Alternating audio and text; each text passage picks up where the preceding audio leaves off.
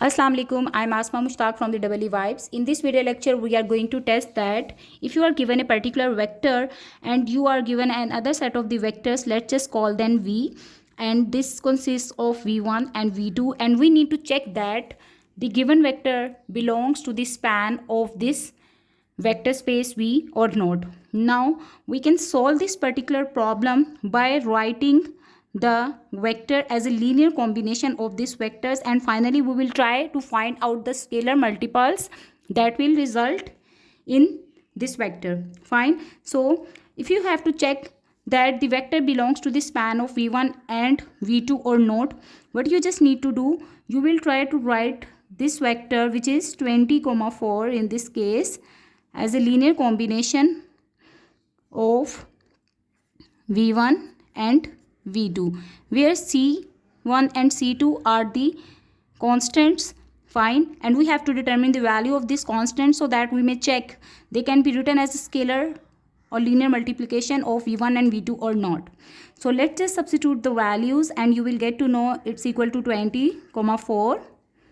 Alright, C1 is an unknown constant. V1 is actually equal to 1, 3. So I have just substituted the value of V1. Similarly, C2 remains unknown. And here you will substitute the value of the vector V2.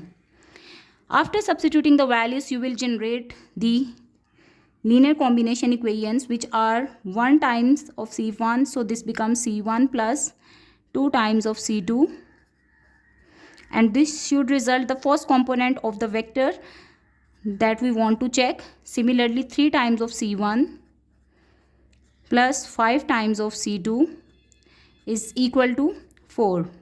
Fine. One way is to solve these equations simultaneously, as we are having just two variables, so it's better to solve the equations simultaneously. What I will do, I will try to equate the coefficients. So this whole equation can be multiplied with 3.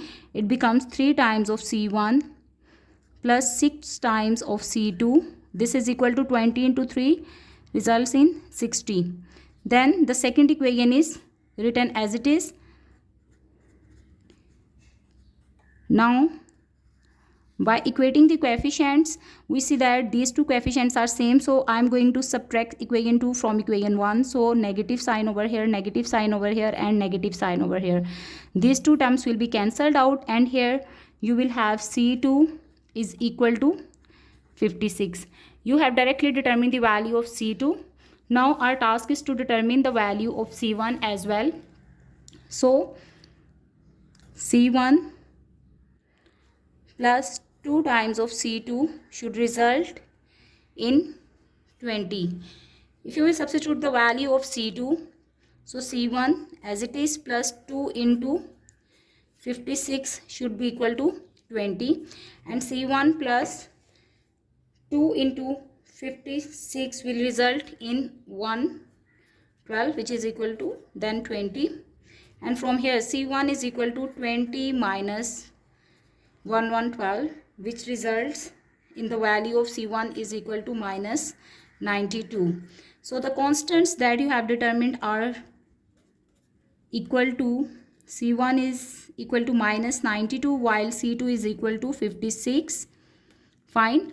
Now let's just test that the determined coefficients are working fine or not. And for that, what I am going to do, I will check or substitute the values of C1 and C2 in the second equation, which is equal to 3C1. So 3 times of minus 92 plus 5 times of 56 should be equal to 4. So minus 92 into 3 is equal to minus 276 plus 56 into 5 is equal to 280. And if you simplify it, you will get its answer is equal to 4, which is equal to the right hand side. So from here we can conclude that since this vector can be written as a linear combination of V1 and V2, so that's why this vector, let me just call it W1 or W. So W belongs to the span of V.